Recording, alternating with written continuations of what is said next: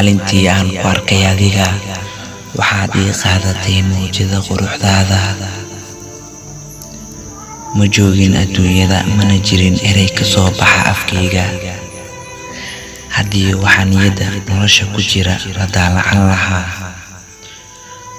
waxaad ogaan lahayd qiimaha qaayaha aad ku leedahay agtayda.